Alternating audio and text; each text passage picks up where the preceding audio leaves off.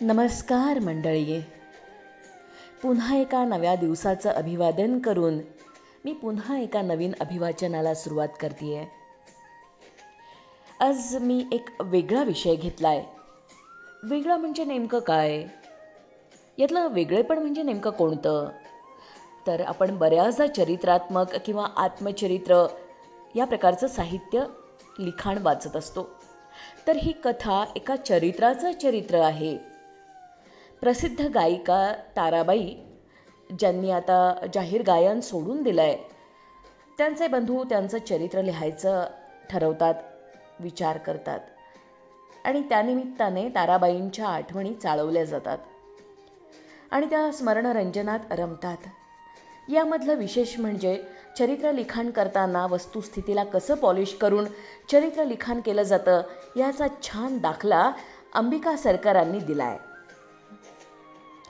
मला कथा वाचताना छान वाटली आणि तुम्हाला ती ऐकावीशी वाटेल नक्कीच, असं मला वाटतं. पण मंडळी, माझं यूट्यूब चॅनल तुम्ही सबस्क्राईब केलं आहे का?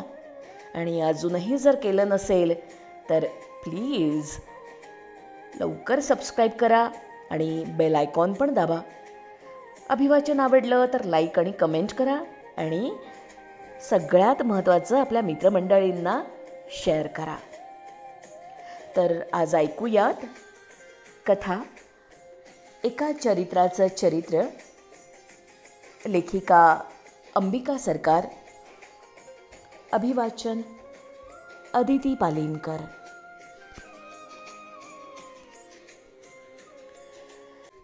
संध्याकाळ, 5 वाजायची वेळ. ताराबाईंचा चहा पिऊन झाला आणि दुखत असलेल्या गुडघ्यावर एका हातानं दाब देत त्या उठल्या. खिडकीतून बाहेर पाहू लागल्या. लांबवर उतरत गेलेला रस्ता दिसत होता. रस्त्यावर मोटारीनी बसगाड्यांची भीड होती. त्या वर्दळीला दबकून फुटपाथवरून चालणारी माणसं. मोटारीनी बसगाड्यांच्या चढावावरच्या आवाजात रस्त्याला लागून असलेल्या बांधापलीकडल्या समुद्राचा आवाज ऐकू येत नव्हता. ताराबाईंच्या मनात आलं, गेल्या 50 वर्षात काही म्हटल्या काही पूर्वीसारखं राहिलेलं नाही आहे. कधीच बदलणार नाहीसा वाटणारा समुद्र देखील बदलला. 20-25 वर्षांपूर्वीपर्यंत बांधामागं लाटा उंच उंच उसळत असत. तसू मागं हटत त्या आता किती दूर गेल्या होत्या. दिवस रात्र कानी पडणारी समुद्राची गाज आता मध्यरात्रीनंतरच्या त्यातल्या त्यात शांत प्रहरभर दुरून ऐकू येईल तेवढीच. अर्धा जून, जुलै आणि अर्धा ऑगस्ट हे वादळा पावसाचे, पाऊसधारांच्या आणि लाटांच्या एकत्र गाजायचे 2 महिने सोडले तर माणसांनी हल्ला केल्यावर भल्या मोठ्या मगरीनं मागं हटावं तशी या समुद्रानं माघार घेतली होती. ताराबाईंच्या वयोमानानं आता मंद झालेल्या दृष्टीला देखील या समुद्राचा कायमचा बदललेला रंग बोचत होता. तसा तर समुद्र सारखंच रंग बदलतोच की. सकाळी मंद हिरवट निळा, दुपारच्या कडक उन्हात चमकत्या चांदीचा, संध्याकाळी मावळत्या सूर्याची नारंगी प्रभा पडलेला, रात्री निळ्या काळ्या शाईचा. पण या सगळ्यातून एक अंगभूत स्वच्छ रंग जाणवत असे. पावसाळ्याचे नारळी पौर्णिमेपर्यंतचे 2 महिने काय तो हा स्वच्छपणा नसे. तेव्हा मात्र खालपासून ढवळून उचंबळून आलेला अपारदर्शक लालवट रागीट रंग. वर्षातले उरलेले 9-10 महिने स्वच्छ रंग पूर्वी कधी खेळत नसे. जुनाट दम्याचं दुखणं असलेल्या माणसाची त्वचा अपुऱ्या श्वासानं पिवळट पडावी तसा झाला होता. मात्र आता समुद्राचा रंग मलहूल मळकट, गढूळ मातकट. एका हाताच्या बोटानं दुसऱ्या हातावरली सुरकुतलेली चामडी चाचपताना त्यांना प्रश्न पडला की आपल्याप्रमाणेच म्हातारा झाला की काय हा समुद्र? त्याला असलेल्या अखंड तारुण्याच्या वरदानाचं काय झालं? आपल्या अखंड सौभाग्याचं झालं तेच? तेवढ्यात त्यांना आठवलं, आपण खिडकीत येऊन उभ्या राहिलो कशाला आणि पाहतोय काय? फावल्यावेळी समुद्राकडे डोळे लावून बसण्याची इतक्या वर्षांची आदत ती काही जात नाही. त्यांनी नजर रस्त्याकडे वळवली. डोळे ताणून देखील बापूची काठी टेकीत येणारी परिचित आकृती रस्त्यावर दिसेना. पण हे न दिसणंही खात्रीचं उरलं नव्हतं. बुबुळांवर सतत एक पाणेरी पडदा आहेसं वाटे. कधी मधी पाणी गालावर निखळत असे, ओघळत असे घळकण. पुस्तकं वाचण्याचा मोठा छंद होता असं नव्हे, पण 15-20 मिनटं हातात धरलं तर डोळे कोरडे पडून दुखायला लागत. अर्थात वय इतकं झालेलं असूनही डोळ्यात अजून तरी मोतीबिंदू काचबिंदू जमला नव्हता, ही मंगेशाची कृपा. चष्मा लावून व्यवहारापुरतं दिसत होतं, तक्रारीला जागाच नव्हती. पण वयोमानाप्रमाणे सांधे, विशेषतः गुडघे धरू लागले होते आणि आता तर आवाज स्थिर काम देईनासं झाला. गाण्याची तालीम घ्यायला येणाऱ्यांना जिथं नको नको म्हणावं लागत असे, तिथं आता 3-4 नव्या शिकाऊ मुली तेवढ्या उरल्या होत्या. त्या साऱ्या घरच्या खूपच सधन. मुलगी नाहीतर सून. ताराबाई काणे कोणकरांकडे शिकतेय हे बिरुद मिरवायची कुटुंबातल्या मंडळींना हौस असावी. बिदागीची खासखीस कुणी केली नाही आणि त्याचप्रमाणे गाणं किती शिकून होतं याची चौकशीही नाही. एकूण कुण्या पुरुष गुरुकडे अगर शिष्याच्या तयारीबद्दल चोखंदळपणा करणाऱ्या तरुण गायकीकडे जाण्यापेक्षा ही उतारवयाची स्वरसम्राज्ञी बरी, अशी हिशोबानं येणाऱ्या मुली. गाण्याची किंचितशी स्वाभाविक समज त्यातल्या त्यात एकीलाच काय ती होती. पण आपल्या थरथरणाऱ्या आवाजातून वजाबाकी करून नेमका सूर स्वतःच्या गळ्यातून वठवताना तीही कंटाळत असावी अधूनमधून. पूर्वी कधी कुणाचं सहन केलं नाही इतक्यांदा यांचे खाडे असत. निरनिराळ्या सबबी. मुलगा पडला, त्याच्या डोक्याला खोक पडली, आज एकाएकी पाहुणे उगवले, आईच्या हाताखाली काम करावं लागलं, इथपासून तो पाळी होती, पोटात दुखत होतं, काल संध्याकाळी पाहायला येणार होते. अगं पण तू सकाळी येतेस ना, तेव्हा कसली अडचण होती? तर संध्याकाळची तयारी करायची होती ना, इथपर्यंत. बाकी शिकायला येणाऱ्या मुलीच का, हा बापू देखील दांडी मारतो. वय झालं तर माझं, बीपी वाढलं होतं, गाऊट आहे मला, किती दुखतं पाऊल कल्पना नाही तुला, सांधा संधिवात नव्हे बरं तो, असल्या गप्पा सांगतो. ताराबाईंच्या मनात आलं, आपण काय बापूंच्या मागं थोड्याच लागलो होतो माझं चरित्र लिही म्हणून. तो त्याचाच हट्ट. चंपाबाईंच्या किनऱ्या आवाजाच्या त्या शिष्येनं, माधवीनं हे एवढं भारूड तिच्याबद्दल लिहिलं, मग तुझं चरित्र का नको म्हणत थटूनच बसला. 2-3दा नको नको म्हटलं. शेवटी लहानपणच्या सारखं आपल्या थोरल्या बहिणीकडं लाडात येत म्हणतो कसा, बाईजी तू सांगायला तयार नसलीस तर मला आठवेल वाटेल तसं लिहीन मी. मग मात्र हे असं घडलं नव्हतं आणि ते तसं म्हटलं नव्हतं आणि बोलला नव्हता आणि येऊन त्याहून तक्रारी करू नकोस. रिटायर झाल्यानंतर वेळ जात नाही म्हणून काही मी हे पांढऱ्यावर काळं करायला बसलो नाही आहे. लिहून झालं की माझ्या स्वतःच्या खर्चानं पुस्तक छापून घेणार. तुझ्यावरच्या या एका पुस्तकानं मी काही मोठा लेखक नाही, तर तुझ्या मुलीसारखा संगीत टीकाकारही होत नाही आहे. तेव्हा झालं तर नाव आणि कीर्ती तुझीच होणार आहे ना. अरे पण करायचं आहे काय आणखी नाव मिळवून? आता मैफिली करायच्या आहेत का जास्ती पदव्या मिळवायच्या आहेत? ते पद्मश्री पद्मभूषण असली पद्म पडली आहेत पदरात आणि आता अर्ध्या गौऱ्या पोचल्यात स्मशानात. तुझ्या या लिखाणानं नसती आफत मात्र ओढवायची एखादी. कसली आफत ओढवणार आहे का? काहीतरी बघतेस. अरे समज वाचलं कोणी तू लिहिलेलं आणि गा थोडं गाऊन दाखव एकदा म्हणून मागे लागले लोक. म्हणजे गाशील तू, आग्रह केला कोणी तर. भिडेला बळी पडले तर दंडाला धरून स्टेजवर उभं केलेल्या बालगंधर्वांची अवस्था होईल बरं. नि त्यांचं सोंग रुक्मिणी म्हणून नसेना का साजरं, पण गळ्यातून लटपटत्या म्हातारपणीसुद्धा सुरेल गाणं उमटत होतं. माझ्या गळ्यातून ढास नि कफ तेवढा बाहेर पडेल. बाईजी ग, हे चरित्र लिहून होणार, मग ते प्रसिद्ध होणार. 1.5-2 वर्ष जातील या व्यापात. तू गेल्या 8 वर्षात एकदाही गायली नाही आहेस. जाहीर संन्यास घेतलास, ती एवढ्या एका पुस्तकानं हापापून गाशील नि स्वतःची फजिती करून घेशील. नाव नको, दुसऱ्या कुणाला सांग या बाता, मी ओळखू नये तुला. बापूचं बोलणं ऐकताना ताराबाईंना मनापासून खुदू खुदू हसू आलं होतं. हां, 8 वर्षात मी गायले नाही म्हणू नकोस बरं. रोज सकाळी मुलीबरोबर त्यांना शिकवायला बसते आहे ना अजून अधूनमधून. चालू आहे माझा रियाज. ते गाणं सोड. तू मानेच्या झटक्यानं नपेक्षा बोट नाहीतर भुवई उंचवून जागा दाखवतेस नि त्या भोळ्या बाबड्या पोरी तेवढ्या आधारावर त्या गळ्यातनं काढायला बघतात. असा थोडा वाद, थोडा संवाद होऊन शेवटी हे रामायण सांगण्याचं काम सुरू झालं होतं. 2-3 बैठकी होऊन गोव्याचं वर्णन लिहून झालं होतं. गोव्याच्या वर्णनाची सुद्धा गंमतच झाली होती. गोव्याबद्दल लिहून सुरुवात करू असं बापू म्हणाला तेव्हा ताराबाईंनी मोडताच घातला होता. अरे बापू, हल्ली जो उठतो तो गोव्याला चक्कर मारतो. पाहिले की सगळ्यांनी. आपल्या पुस्तकात कशाला पाहिजे ते वर्णन पुन्हा पुन्हा. तर म्हणाला, चंपाबाईवरच्या पुस्तकात सुरुवातीलाच तिनं सांगितलेलं वर्णन आहे ना, त्यापेक्षा आपलं सरस उतरलं पाहिजे. बापूंना पुस्तक बरोबर आणलंच होतं. ते उघडलं आणि वाचून दाखवायला सुरुवात केली. गोवा म्हणजे गोमंतक. मग गोमंतक म्हणजे काय? त्याचं गोवा कसं झालं?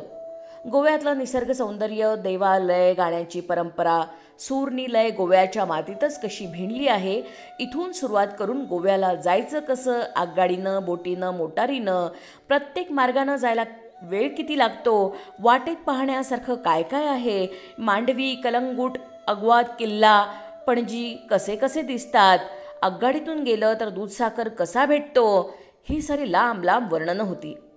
तिटर उडवत बापूनं वाचून दाखवली. मग म्हणाला, आपण गोव्याचं वर्णन असं करणार नाही. हां, आपलं याच्यापेक्षा सरस उतरलं पाहिजे. हे कसलं वर्णन? ही प्रवासी कंपन्यांच्या गाईडमध्ये शोभतीलशी खुशकीची आणि जलमार्गाची वर्णनं झाली. मी असं लिहिणार आहे की तेवढ्या 500-700 शब्दात वाचणारा थेट गोव्यात पोहोचला पाहिजे. थेट गोव्यात म्हणजे नेमकं कुठे रे? हेलिकॉप्टरनं उतरल्यासारखं काणकोणला, आपल्या घरासमोरच्या अंगणात. पण आपलं घर तिथं आहेच कुठं आता? तू एकसारखी माझी चेष्टा करू नकोस. थांब, इथं लिहितच नाही मी. गोव्याबद्दल आता जाऊ दे. तू ही अशी पणावती लावतेस, मी घरून लिहून आणतो. वाचणाऱ्याला आपण गोव्यातच असल्यासारखं नाही वाटलं तर माझं नाव दुसरं. म्हणजे गाण्यावरले लेख वाचून काही माणसांना गाणं ऐकल्यासारखं वाटतं तसंच ना रे? अवघ्या 2 दिवसात बापूनं लिहून आणलं होतं. झाडामाडांनी शृंगारलेला, सागरानं मिठीत घेतलेला भाग्यशाली गोमंतक.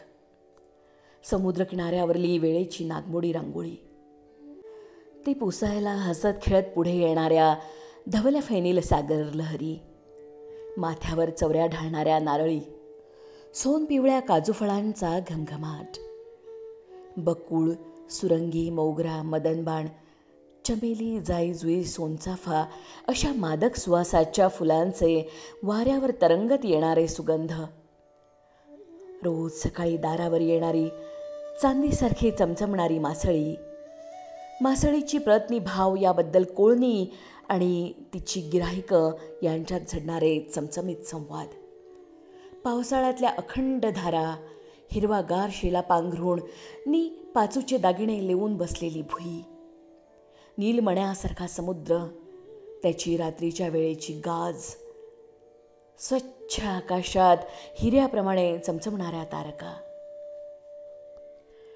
बापूनं खूप मेहनत घेतली होती. पण पाचू, हिरे, नीलमणी आले आणि तारकाबाईंचं त्या रत्नखचित वर्णनावरलं लक्षच उडालं.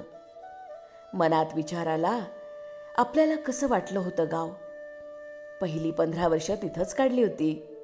काणकोणचं माईचं घर स्पष्ट आठवत होतं. घराबाहेरलं अंगण, अंगणाच्या कडेची झाडं, 40-50 घराचं ते गाव. आईच्या पदराखाली डोकं घातलेल्या मुलाला जसं त्यातच सुख मिळतं तसं ते सारं तेव्हा गोडच वाटलं होतं. पण मुंबईला आल्यावर पुढली कितीतरी वर्ष मनात गोव्याची, गावाची ओढ अशी वाटलीच नाही. मुंबईतल्या उंच उंच इमारती, गुळगुळीत डांबरी रस्ते, ट्रॅम, घोडागाड्या, मधूनच खारीसारख्या सुळकण पळणाऱ्या मोटारी, अगडबंब बसगाड्या, विजेच्या दिव्यांची चकचक रोषणाई, gateway, Taj Mahal hotel, Rajabai tower, Malabar hill, चोहोबाजूंनी वेढून बसलेला समुद्र. मुंबईची चकपक शान, श्रीमंती. अधाशासारखं हे आपण पुन्हा पुन्हा पाहिलं. घरापासनं जवळ होतं ते पायी फिरून पाहिलं. बरंचसं घोडागाडीतून रपेट करत पाहिलं. डोळे चकचक दिपून गेले होते. 7-8 महिने तरी अशी भ्रमंती केली असेल. नारायणदासांनी घोडागाडीतून फिरायच्या आपल्या शौकाला कधी मनाई केली नाही. किती पैसे खर्च होतात म्हटलं नाही. संध्याकाळचे घरी आले की पुष्कळदा स्वतःच आपल्याला बरोबर घेऊन फिरायला जात. पण दुपारी आपण एकट्याच व्हिक्टोरियात बसून बाहेर गेलो म्हणून त्यांनी कधी कुरबूर केली नाही. ही कुठे एकटी जाते म्हणून त्यांच्या मनात संशय येत नसे. खळखळ असे ती मायेचीच. पण नारायणदासांची तक्रार नाहीसं पाहून तिनंही आपली कुरकूर थांबवली. हट्टानं अनेकदा आपल्याबरोबर ती येत असे, तेही बंद केलं तिनं. माईबरोबरच श्यामा मावशी आणि कल्याणी मुंबईला आल्या होत्या. कल्याणीबरोबर नी कधी कधी एकटीनंच निर्वेध मुंबई पाहता आली होती. मुंबई आता पूर्वीची राहिली नाही. बकाल झाली आहे हे खरं आहे. पण पूर्वीचं काय राहिलंय? बाकीचं सोडा. म्हातारपणानं उतरलेला चेहरा, सुरकुतलेली मान आणि दुखरे सांधे असलं हे आपलं सोंग, ते उरलंय पूर्वीचं? मग भरकटत असलं तरी ताराबाईंची नजर बापूंच्या चेहऱ्याकडे होती. काही वेळ बापूच्या लक्षातच आलं नाही. पण मध्येच कुठल्या माणकाला आणि रत्नाला हवी ती दाद मिळाली नाहीसं वाटून त्यानं निरखून पाहिलं आणि तो हिरमुसला. बाईजी, लक्ष कुठं आहे तुझं? तू ऐकतच नाही आहेस. ऐकतेय ना मी. ताराबाईंना स्मरणशक्तीची देणगी होती. सूरच नव्हे तर शब्द देखील त्या जसेच्या तसे म्हणून दाखवत. आता देखील बापूच्या वर्णनातलं शेवटचं लांबलचक रत्नखचित वाक्य त्यांनी जसंच्या तसं म्हणून दाखवलं. बापू निरुत्तर झाला. तुझं हे वर्णन वाचून कुणाला थेट गोव्याला पोहोचावं वाटलं तर रेल्वेची बोटीची टाईम टेबल लागणारच की. मग त्याच्यासाठी चंपाबाईंच्या माधवीने लिहिलेलं पुस्तकच उपयोगी पडेल. त्याचं काय? ताराबाईंचे मिश्किल डोळे आणि ओठांच्या कडांनी आवरून धरलेलं हसू पाहताना बापूला सणकण राग आला होता. मी इतकी मेहनत करून तुझं चरित्र लिहितोय नि तू नुसता हिरमोड तेवढा कर. फाडून टाकतो ही पानं म्हणत त्यानं फाडायला हात घातला. ताराबाईंनी त्याला थांबवलं. पण त्यांना माहीत होतं की आपण नसतं अडवलं म्हणून बापू काही ही पानं चिंध्या करून फेकून देणार नव्हता. त्या रत्नखचित वर्णनाला एक पाचू इकडचा तिकडे बसव म्हटलं असतं तरी 17 ब्यादी सांगितल्या असते त्यानं. तो कसली पानं फाडतोय? पण आपलं चुकलंच तेव्हा. माणसाला इतकं चिरडीला आणू नये. बापूनं लिहिलेलं ते गोव्याचं वर्णन ऐकताना ताराबाईंना वाटलं होतं की आपला जन्म गोव्याला झाला खरा, पण बहुतेक आयुष्य गेलं मुंबईत. मायपोटच झाली मुंबई. मग तिचं वर्णन आपल्या चरित्रात का नको? त्यांनी म्हटलं तसं बापूला. तर बापू म्हणाला, पुण्या मुंबईची मंडळी तर वाचणारच हे पुस्तक. त्यांच्याकरता गोव्याचं वर्णन हवं. तेव्हा बापूनं लिहिलेलं गोव्याचं वर्णन सुरुवातीला येणार हे अगदी वज्रलेप झालं. म्हणजे आपल्याला नको असलेलं गोव्याचं वर्णन येणार आणि हवं हवंसं वाटणारं मुंबईचं, निदान जुन्या मुंबईचं वर्णन मात्र नाही येणार. बापू लिहित असला म्हणून काय झालं? आपलं चरित्र. मग आपल्याला त्यात लिहावंसं वाटतं ते नको यायला? वरचेवर खिडकीकडे फेऱ्या मारून पाय दमले नि रस्त्याकडे ताणून बघून डोळे दुखायला लागले तेव्हा ताराबाई बैठकीवर बसल्या. आता येत नाही बापू असा विचार येऊन त्या हिरमुसल्या. जवळच्या पानाच्या डब्यातून लवंगेचा तुकडा तोंडात टाकत त्यांनी लक्ष्मीबाईंना चहासाठी आवाज दिला. चहाचा कप समोर येतोय इतक्यात दाराची बेल वाजली. बापूच आला होता. त्याला पाहिल्यावर ताराबाईंना पुन्हा हुरूप आला. बापूनं मला चहा आणा म्हणून ललकारी ठोकली. त्यानं केलेल्या गोव्याच्या वर्णनात तिथल्या माणसांच्या अंगात सूरनी लय कशी भिनलेली असते अशी हमी दिलेली असली तरी बापूचा आवाज होता राक्षस पार्ट्याचाच. न राहावून ताराबाई म्हणाल्याच, ओरडू नको रे उगीच. तुला पाहिलं की ठेवतातच लक्ष्मीबाई चहा. तिकडं कान न देता बापू म्हणाला, बाईजी, आता आज तुझ्या जन्मापासून सुरुवात करूयात. गोव्याच्या वर्णनाची बाब तशी मामुलीच आहे. त्याबद्दल हट्ट धरायचा नाही असं ठरवत ताराबाई पुढं सरसावल्या. चल मी सांगते तुला, तू घे लिहून.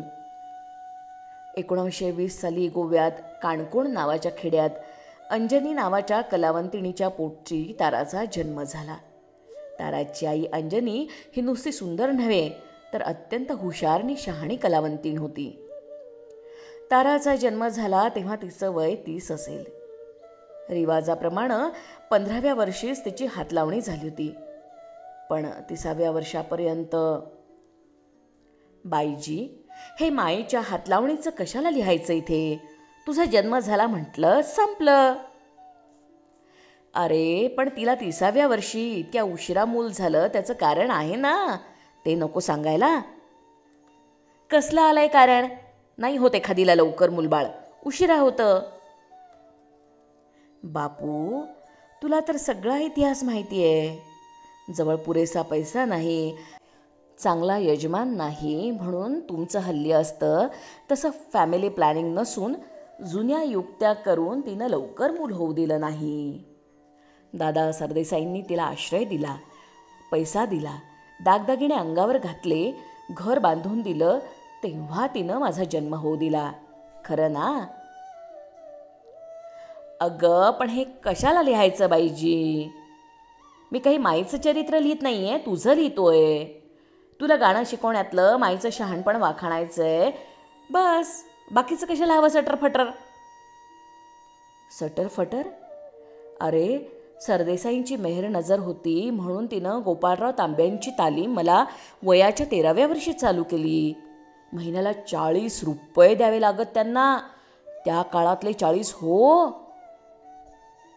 अगं ती कशाची तालीम? बंद पडली ना ती लगेच गोपाळरावांच्या गुणामुळे. का रे, फेणीची नशा चढून मध्ये मध्ये खंड पडला तर एकंदर 2 वर्ष चालली होती की त्यांची तालीम. बरं म्हणू आपण की पहिल्या गुरुची तालीम जवळजवळ 2 वर्ष चालली. पहिल्या गुरुची? गुरुची? गोपाळराव तांब्यांची म्हणायचं नाही असंच ना? तर नाटकीपणानं कानाच्या पाळ्या बोटांच्या चिमटीत पकडून बापू म्हणाला, वा, असं कसं? गुरुचं नाव पाहिजेच. लिहितो ना. गोपाळराव म्हणून गृहस्थ होते, पट्टीचे गाणारे. त्यांनी छोट्या तारेची प्राथमिक तयारी करून घेतली. प्राथमिक तयारी? म्हणजे आपण गोपाळराव तांब्यांबद्दल बोलतोय हे कुणाला समजू नये म्हणून? पण का? त्यांच्या बिचाऱ्यांच्या पदरी तेवढं पुण्य दाखल होऊ दे, तेवढी गुरुदक्षिणा पोचती करू दे मला. बाईजी, फेणी काजेल्यात बुडालेला, बायकांच्या नादी लागलेला माणूस तो. शेवटी मेलासुद्धा त्या तसल्या रोगानं. त्याचं नाव घातलं की नसते तर्कवितर्क करतील लोक. कसले तर्क रे? तालीम चालत असे आपल्याच घरी आणि माईंचं त्याच्यावर बारीक लक्ष असे. एखाद दिवशी फेणीची मात्रा तिला जास्त लागली वाटली तर गोड बोलून तालमीशिवाय ती परतवून लावत होती त्यांना. असले ते छंदी फंदी तरी आपल्याला त्यांच्या गाण्यातले गुण लिहायचेत. बरं बरं, लिहितो मी. हवंय तुला तर घालतो त्यांचं नाव. खुशीनं मान डोलावत ताराबाई हौशेनं गोपाळरावांच्या आठवणी काढू लागल्या. त्यांचा सूर कसा घट्ट कमावलेला उंच होता ते सांगितल्यावर त्यांनी तसा सूर लावण्याचा प्रयत्न केला. वयोमानानं जाड रुंद झालेला आवाज, हवा तसा उंच बारीक सूर काही उमटला नाही. पण खट्टू न होता त्या गोपाळरावांच्या लकबी सांगत राहिल्या. डाव्या कालफडात पट्टी ठेवून ते तालीम द्यायला कसे बसत. तोंडाच्या कोपऱ्यातून पट्टीचा रंग ओठांवर कसा पाझरत असे. तालीम देताना रंगात आले की डाव्या हातानं फटदिशी धोतर वर सारून उघड्या मांडीवर ताल कसा देत. मग माईचा आवाज, झाक झाक रे त्या मांडीक, पोर लहान ती. त्यावर ओशाळून गोपाळराव धोतर सारखं करीत असत. अगं बाईजी, हे का लिहायचंय चरित्रात? नाही रे, आठवतंय तसं सांगतेय मी तुला. ताराबाई पुढं सांगत राहिल्या. गोपाळरावांनी शिकवलं थोडं. नाटकातली 4-5 पदं आणि 2-3 ठुमऱ्या. पण गायची गोडी मला गोपाळरावांनी लावली. गाण्यातली समज दिली. तोपर्यंत माईनं 50दा मला शिकवायला पाहिलं असेल, पण माईचा आवाज आठवतो ना रे तुला? बद्द भरड न हलणारा आवाज. मला तिचं गाणं ऐकून कधी आपण गावंसं वाटलंच नाही. गोपाळरावांचे डोंगरा एवढे उपकार झाले माझ्यावर. त्यांच्यामुळं मला गाण्याचा रस्ता दिसला, त्यांचं नाव यायलाच पाहिजे. ते कबूल केलं मी तुला बाईजी मगाशीच. मग मला दुसरी तालीम मिळाली रे, शैलशंकरांची, बेळगावला. आठवतंय रे तुला? गोपाळरावांची तुला कुठली आठवण असणार? तेव्हा तू असशील 2-2.5 वर्षांचा, फार फार तर 3. पण माझ्या हातलावणीनंतर आपण बेळगावला गेलो तेव्हा 6 वर्षांचा होतास. आला होतास माईंबरोबर थोडे दिवस तिथे. हातलावणी दुसरं काही सुचत नाही का तुला? बापू, मी तुला हातलावणीचं सांगतेय का शैलशंकरांच्या तालमीबद्दल सांगतेय? पण गोव्याहून आपण बेळगावला गेलो, मी तिथं 3 वर्ष सरदार हुकेरीकरांच्या वाड्यात राहिले. ती काय म्हणून? हातलावणी केल्यावरच गेले ना.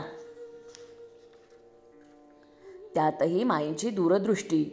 म्हातारे झाले असले तरी दादा सरदेसाई अजून माईला पाहत होते. पैशाची तशी गरज नव्हती खरी, पण माझ्यावर पैसे करायचा लोभ तिनं धरला नाही. दोघे पैसेवाले परतून लावले. हुकेरीकर काही गोव्यात नव्हते, दूर बेळगावला. त्यांचं घर बडं खरं, पण वासा पोकळ झालेला. ते काय माईच्या नजरेतून सुटलं नसेल, पण त्यांचा आणि शैलशंकरांचा मोठा स्नेह. माईनं त्यांना एकच अट घातली होती, मला गाण्याची तालीम अखंड मिळाली पाहिजे.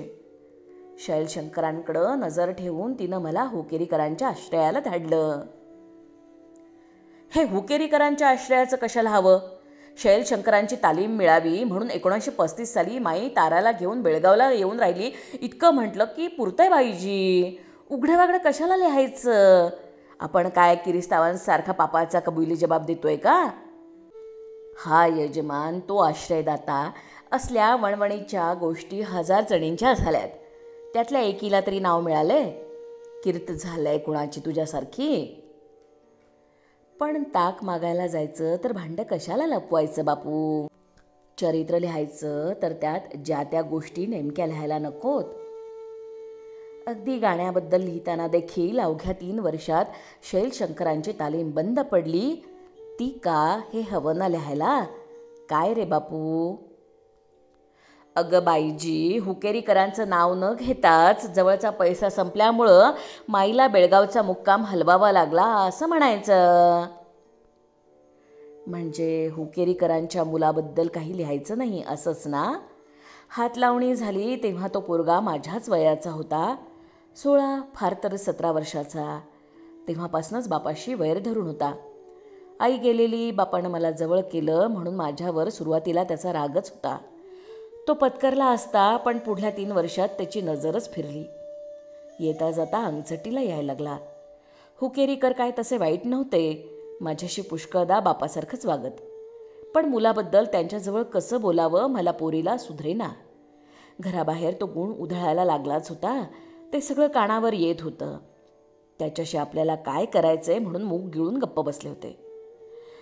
पण एक दिवस माझ्या खोलीत शिरून आतून त्यानं कडी लावली. प्रसंगच उभा केला त्यानं. किंचाळून कशीबशी सुटली त्याच्या हातून. नी लगोलग एकटी गोव्याला परत आले. ते तुला सगळं बरोबर आहे ना? होय बाईजी, पण एकटी आले मी बापू. माई नव्हती बरोबर, दुसरं पण कोणी नाही. मला काय प्रवासाची सवय नव्हती. वाटभर भीती दिसत होती. शिवाय घरी पोचल्यावर माई खरड काढील, रागवेल, माझी चूक म्हणेल, इतकं कसं वागवून घेता आलं नाही ग त्या पोराला म्हणेल, अशी धास्ती होतीच ना रे. ते सगळं खरं, पण तुझ्या गाण्याशी काय संबंध या सगळ्याचा? नाही कसा? शैलशंकरांची तालीम सुटली, हे केवढं नुकसान झालं असं म्हणता म्हणता ताराबाईंनी प्रामाणिकपणानं आपल्याला तेव्हा ते जाणवलंही नाही असं म्हणून गेल्या. बाईजी, सांगता सांगता पुष्कळ विसरलीस बघ तू. मला तरी कसं माहीत असणार एरवी? कधीतरी माईनं किंवा तूच कानावर घातलेलं. माईनं पैसेवाले परतून लावले हे खोटं नव्हे, पण त्यातला एक जण खरा पैसेवाला, नागेशीचे तात्यासाहेब. पण त्यांचा इतिहास काय होता बाईजी? लग्नाच्या 2 बायकांचे त्यांनी हालहाल केले होते. पहिली तर हालांनीच मेली असा प्रवाद होता. आपल्यापैकी मुलगी बाळगवायला घे, 2 वर्षात सोडून दे, असे प्रकार त्यांनी 3दा तरी केले होते. म्हणजे त्यांचा आधार होईल हा भरोसा नव्हताच. नव्हे, उलटीच खात्री होती म्हण. दुसरा तो विठ्ठल. हो ना, बरोबर आहे ना माझी आठवण. तो होता 25शीचा तरणाबांड. आधी इतका तरुण म्हणजे बेभरोशाचाच. त्यात विठ्ठल म्हणजे आडमुठ्ठा, रंगेलनी बाता ठोकणारा. बायको पसंत नाही म्हणून इकडे तिकडे हुंगीत फिरत होता. पैशाच्या त्याच्या नुसत्या गप्पा. तेव्हा होकेरीकर एकटेच काय ते खरे.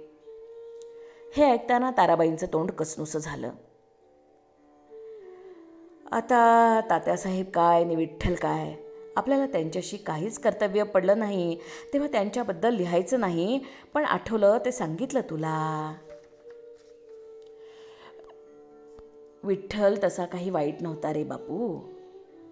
अगं, तू लहान वयानं हा विठ्ठल रुबाब करत फिरायचा, तुझ्याशी मिठ्ठाच बोलायचा, पण त्याची कीर्त सांगितली आहे मला माईनं. पुढं काय झालं त्याचं आठव. माईनं त्याला नाही म्हटलं म्हणून तो. हां बाईजी ग, आता वयाच्या 70व्या वर्षी तुला असं वाटतंय का की तू न मिळाल्यामुळे तो झुरून वाया गेला. तसं नव्हे रे, पण सोड विठ्ठलचं. नि हुकेरीकरांनी तुझी जबाबदारी काय तशीच नाही पत्करली.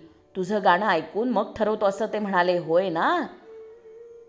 आठवतंय रे मला, पण त्यात विशेष ते काय बापू. आश्रय देण्याआधी कलावंतिणीला गायला नाचायला सांगणं ही वहिवाटच होती. अगं, मुलीला शैलशंकरांची तालीम मिळेल का अशी विचारणा माईंनं केली होती म्हणून गाऊन घेतलं त्यांनी. गाणं जाणणारा बुजुर्ग माणूस तो. रंगेल असला तरी रसिक होता. शैलशंकर तुला तालीम द्यायला कबूल होतील की नाही याचा अंदाज हवा होता त्यांना. मग लिही तसं. तुला या सगळ्या मायेची धोरणी दूरदृष्टी दिसत नसली. नाही कोण म्हणतो, दूरदृष्टी होतीच मायेची, ते लिहायचंच. फक्त पैसेवाले परतून लावले, हुकेरीकरांशी हात लावणी, हे वगळून लिहायचं. ताराच्या आईनं सरदार हुकेरीकरांकडे शैलशंकरांच्या तालिमीसाठी विचारणा केली. त्या दोघांचा मोठा स्नेह तेव्हा आपल्या मुलीला मोठ्या गवयाची तालीम मिळेल अशी आशा तिला होती.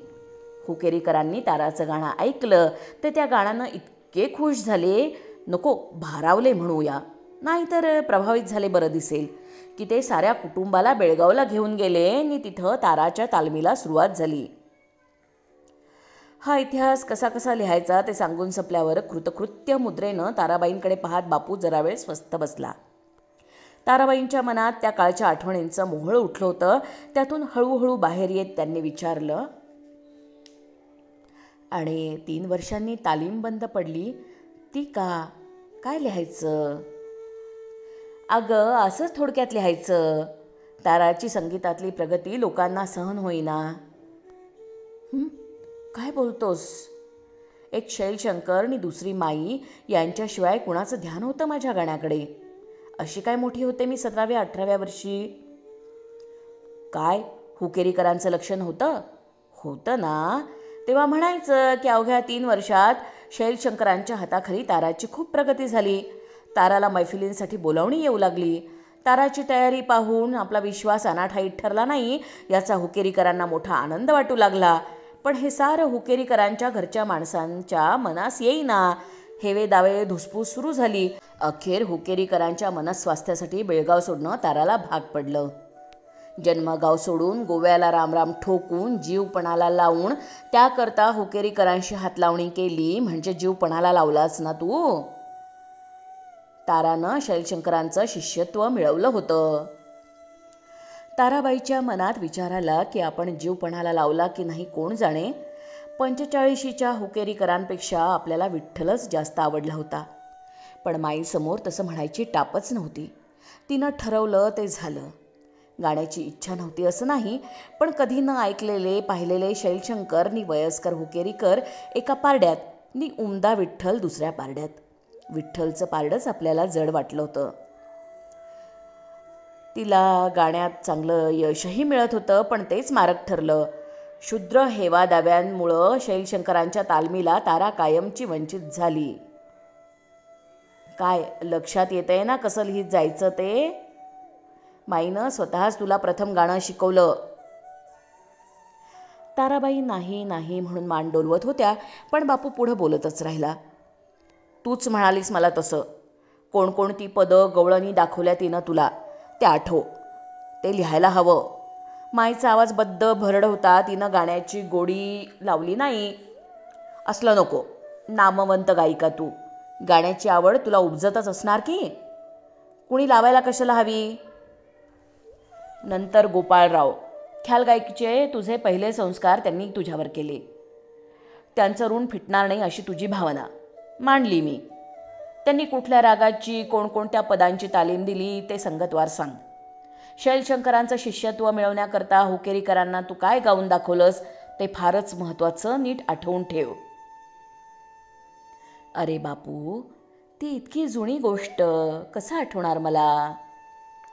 अगं नाहीच आठवलं तर गोपाळरावांनी शिकवलेले एखादं पद बसवू आपण तिथं. ते माझ्याकडे लागलं. नंतर शैलशंकर गाण्याबद्दल अगदी मोकळ्या मनानं मोकळ्या हातानं प्रामाणिकपणानं सर्व काही लिहू.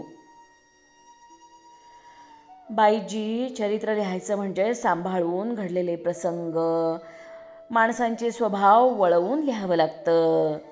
वस्त्राळ जग नागवा असतं, पण चार लोकात वावरताना लाज झाकून घ्यावी लागते ना. पण बापू. नाही बाईजी, आता हे वाद नकोत. उशीर झालाय. आज मी पुष्कळ बसलो. लिहून झालं नाही हे खरं, पण जुन्या जुन्या आठवणी निघाल्या. गोपाळराव माझ्या ध्यानातच नव्हते. ते शैलशंकर यांच्याबद्दल कसं कसं लिहायचं त्याचा मी विचार करून ठेवतो. तू एक कर. गाण्यातली तुझी जी अगदी पहिली आठवण असेल, अगदी लहानपणची, 3ऱ्या 4थ्या 5व्या वर्षातली, ती आठवून ठेव. पाहू आपल्याला कशी रंगवता येते ती. मी उद्या पुन्हा येतो. बोलता बोलता बापू उठला. उशीर बराच झाला होता. नेहमीप्रमाणे न रेंगाळता तो बाहेर पडला. बाहेर काळोख दाटून आला होता. लक्ष्मीबाईंनी केव्हा तरी खोलीतला दिवा लावला म्हणून जाणवला नव्हता इतकंच. पानं मांडून त्या केव्हापासून ताराबाईंची वाट पाहत बसल्या होत्या. जेवणाची वेळ टळलीच होती. वयोमानानुसार ताराबाईंचं रात्रीचं जेवण अगदी नेमस्त झालं होतं. आज तर उशीर झालेला. तेव्हा लक्ष्मीबाईंना बरोबर जेवायला बसवून त्यांनी पापलेटच्या 1-2 तुकड्या, थोडा भात, सोलकढी असं जेवून घेतलं. स्वतः पान न खळवून पट्टी बनवली नि ती तोंडात सारत त्या बैठकीच्या खोलीत आल्या. डोक्यात चक्र फिरतच होती. बापू म्हणाला, त्यात ताराबाईंना नवीन काहीच नव्हतं. मुंबईला आल्यापासून नात्याची जातीतली माणसं वगळली तर कुणाजवळ काही खाजगी बोलायचं नाही, तसले विषय काढू द्यायचे नाहीत, ही सवय हाडीमाशी खेळली होती. हे लपव, ते झाक, अमक्या गोष्टीचा उल्लेख नको, तमक्याविषयी कधी बोलायचं नाही, असं करीत जन्म गेला. पण अलीकडे नवे प्रश्न सतावायला लागले आहेत. या सगळ्या लपवाछपवीतून काय मिळालं? कुणाची दिशाभूल झाली? उलट मूग गिळून राहिल्यानं कित्येकांचे जास्तच गैरसमज झाले. आश्रयाला असली तरी इतमामानं राहणारी गायिका आणि वेश्या यात जमीन आसमानाचा फरक. पण तो अनेकांना समजेनासा झाला. गाण्यात नाव नि पदव्या मिळाल्यानं गेली कित्येक वर्ष आपल्याला तसला त्रास झाला नाही हे खरं, पण तरी कुणी कुळवान म्हणत नाही. तरुणपणी स्वतःसाठी आणि मुख्य म्हणजे शाळा कॉलेज करणाऱ्या आपल्या पोरीसाठी, तिच्या लग्नासाठी ती आस लागली होती. पण आता आपणच का, आपली मुलगी देखील त्या पलीकडे गेली आहे. आणि कुलवंतांना जमलं नाही असं कर्तृत्व आपण करून दाखवलं आहे. आपण जर खरं सांगण्याचा हिय्या करायचं नाही तर कोण करेल? सांगावं का बापूला खडसून? पण गोव्याचं वर्णन की मुंबईचं यातसुद्धा बापूनं स्वतःचा हट्ट खरा केला. याबाबतीत आपला ऐकेल तो? गेली 15-20 वर्ष आपल्याला तो फार श्रेष्ठ समजायला लागलाय. मान देतो, पण म्हणूनच थोरल्या बहिणीची आबरू चव्हाट्यावर मांडणार नाही म्हणेल, भांडायला बसेल. हा हट्ट आपण धरला तर चरित्राचा विचारच सोडून देईल. काय करावं बरं? विचार करकरून ताराबाईंना शिनवटा आला. वाटलं, या लिहिण्या भिण्यापेक्षा गाणं बरं. ताराबाईंची नजर गवसणी घालून कोपऱ्यात उभ्या केलेल्या तंबोऱ्याकडे गेली. गेली 40 वर्ष साथ देणाऱ्या त्या तंबोऱ्याबद्दल मनात प्रेम उफाळून आलं. वाटलं, हा तानपुरा आणि आपण. दिनरात इतकी साथ दुसऱ्या कोणी दिली आहे? जीवाची तडफड कुणी शांतवली आहे? दुभंगलेलं मन कुणी सांधलं आहे? स्वतःच्या गळ्यात गाण्याचा सूर नसून जाणकारीनं, माईनं जे आपल्याला देणं दिलं त्याला जवाब नाही. एकदा स्वच्छ नेटका ताणपुऱ्याला मिळवून गायला सुरुवात केली की जे सांगावंसं वाटतं ते सार सांगायचं, कुठं अटकाव नाही. रागरागिण्या आपल्या सख्या मैत्रिणी, त्यांच्याशी हितगुज करायला कुणाची आडखाटी. हे ते लपवून ठेव असं कोण कशाला सांगणार. वयाच्या 30-35पर्यंत या हितगुजाचे अनेक कायदे इस्माईल खानने घालून दिले. काही वर्ष ते तंतोतंत पाळलेही. पण गाण्यात मुरल्यावर कोणता कायदा कितपत ढिला केल्यानंच गोडी वाढेल, लोभ निर्माण होईल हे उमजून आलं. मग गाताना कसलं बंधन जसं उरलंच नाही. बंदिशींची, चिजांची, सुरांशी आपल्याला कधी झटापटी घ्याव्या लागल्या नाहीत. इस्माईल खाननी तालात असं घटवून घेतलं की कुठल्या तबलजीला हार जाण्याचा प्रसंग आला नाही. मैफिलींची शेवटची वर्ष तर श्रोत्याला रिझवायचा भावही लयाला गेला. स्वच्छ शब्दोच्चार, दाणेदार ताना, किंचित सरगम, श्रोता हमखास खुलायचा. गेली 7-8 वर्ष जाहीर मैफिली करणं सोडलं तरी सूर कानात गुंजतच राहतात. बाहेर पडणारा आवाज काम देईनासा झाला तरी आत आत उमटतात, ऐकू येतात. आपल्या गाण्याबद्दल पुष्कळ लिहिलंय लोकांनी. श्रीराम बेळगावकरांनी लिहिलेले 3 मोठे लेख, वामनराव कुलकर्ण्यांच्या सुरसंगतमधलं एक प्रकरण, वर्तमानपत्र आणि मासिकातून छापून आलेली जमवून ठेवलेली असंख्य कात्रणं, आपल्या मुलीनं वीणानं लिहिलेले टीकालेख. पण आपण कधी कुठं लिहिलंय आपल्या मनातलं. मग बापू म्हणतोय तसंच करावं, गायकीबद्दल लिहावं. करावी सुरुवात गाण्याच्या पहिल्या आठवणीपासून. गाण्याची पहिली आठवण शोधायला ताराबाई बालपणात शिरल्या. गोव्यातलं आपलं घर लहानच पण टुकीचं. बालपणी ते छोटं वाटलं नव्हतं. पण मुंबईला 7-8 वर्ष राहिल्यावर एकदा गोव्याला गावी जाणं झालं तर तेच घर इतकं लहान वाटलं की पुसता नाही आहे. घरामागल्या परसातली 4 नारळीची, 2 पोफळीची झाडं आणि एक रायावळीचं झाड. ताराबाईंना बापूंना पुस्तकाकरता लिहिलेल्या वर्णनाची याद आली. त्या वर्णनात घर टुमदार आणि घराच्या पाठीमागं झाडांची घनदाट राई झाली होती. त्या घरातलं काय आठवत होतं बरं. 3ऱ्या-4थ्या वर्षातलं माईचं फिरत्या अंजिरी रंगाचं नि जरी किनारीचं एक लुगडं त्यांना आठवलं. माईनं आपल्यासाठी नंतर त्याचं पांघरूण केलं होतं. शेजारच्या बाबलीने सुरंग्या आठवल्या. बाबलीचा काचा पाणी खेळण्याचा छंद आठवला. काचा पाण्याच्या खेळासाठी एकदा माईनं घेऊन ठेवलेल्या नव्या बांगड्यांचे आपण तुकडे केल्यावर तिनं दिलेला मार आठवला. पण यात गाण्याची आठवण कुठं होती. फार प्रयत्न करून एक याद आली. ती माई केव्हा तरी गात असताना आपण कानात बोटं घातल्याची.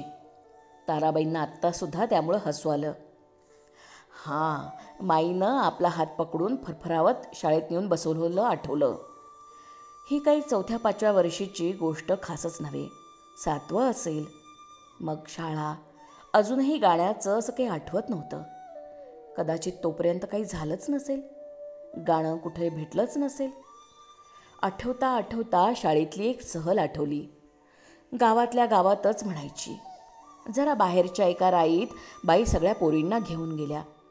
खायला बसायच्या आधी प्रत्येकीनं एक एक गाणं म्हणून दाखवायचं असा बाईचा हुकूम झाला. मग खाण्याचे डबे समोर.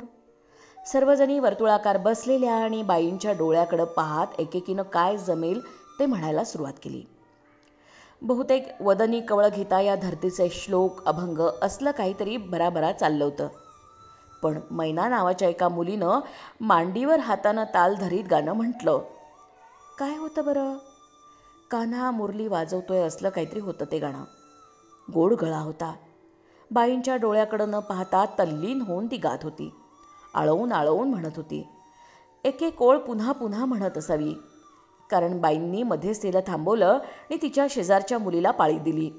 तिनं खरखरीत आवाजात अनुदिनी अनुतापे म्हणून जी सुरुवात केली ती चपळपण मनाचे मोडेत मोडवेना, तोडता तोडवेना असल्या दगडधोंड्यातून काट्याकुट्यातून दौड केली. गाणं मध्येच थांबवायला लावल्यावर मैनाची निराशा झाली असेल, पण आपलीही झाली असावी. आपण खाण्याचा डबा सोडून सगळ्यांचा डोळा चुकवून पळून गेलो निराईत येण्या अगोदर बाईंनीच दाखवलेल्या जवळच्या ओढ्यात दोन्ही पाय टाकून बसलो, एकट्याच, अगदी एकट्या. मनात मुरली वाजतच होती. तिच्या जोडीला गळ्यातून दबलेले सूर हळूचकन बाहेर पडू लागले, नकळत, स्वतःपुरते. पावलाखाली वाहणाऱ्या पाण्याचा नाद नि ओठातला सूर. मुरलीच वाजते असं वाटत राहिलं. नजर पाण्यातल्या पावलांकडे असावी, पण दिसत नव्हतं काही. नुसतं गुणगुणणं ते. सूर फारसा पक्का नसणार, पण तो मनात मात्र सच्चा आणि पक्का उमटला असला पाहिजे. तसं म्हटलं तर हे सारं पुरकट थिल्लर होतं. पायाखालच्या पाण्या इतकंच उथळ. मात्र त्या वाहत्या निर्मळ पाण्याला जो जिवंतपणा होता, तसाच त्या गुणगुणण्यालाही होता. कान्हा हा शब्द तर मनात नादनादून उमटत होता. जराशानं वाटायला लागलं की कुठून तरी पाव्याचा आवाज येतोय, पण नजर उचलून चौफेर पाहिलंच नाही. पायाखालच्या पाण्याकडे बघत तंद्री तशीच चालू ठेवली. पुढचं रामायण अपेक्षेप्रमाणेच झालं. बाई आपल्याला धुंडीत आल्या. पळून गेल्याबद्दल नि त्यांना काळजी लावल्याबद्दल त्यांच्या हातचे रपाटे खावे लागले. त्यांनी माईला तक्रार सांगितल्यावर माईचेही. त्या दिवशी या सगळ्या माराचं काहीसुद्धा वाटलं नाही. एक चापट मिळाली तर अश्रूंचे लोट वाहवणारी मुलगी. आज किचू नाही हे पाहून माईला आश्चर्य वाटलं होतं. त्या गाण्यात, त्या आठवणीत ताराबाई बुडून गढून गेल्या.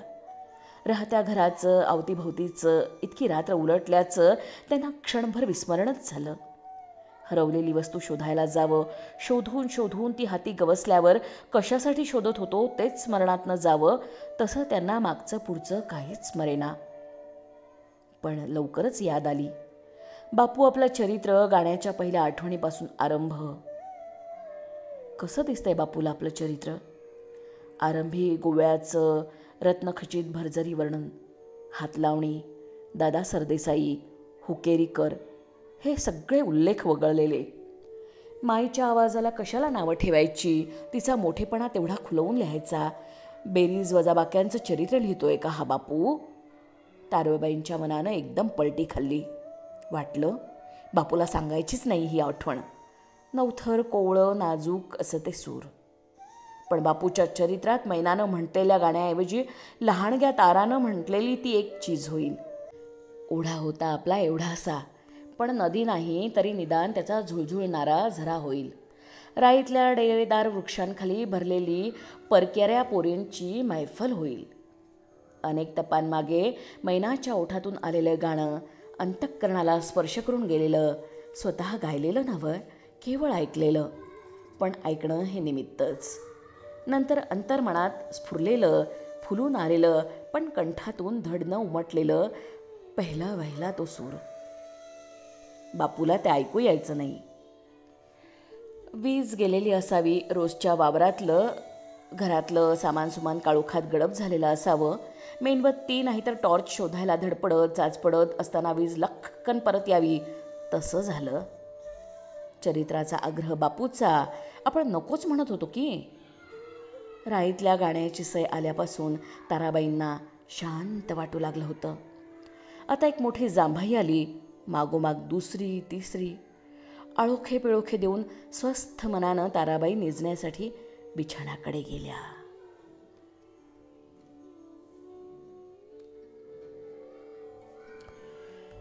उद्या पुन्हा नवीन कथेसह भेटूयात. धन्यवाद.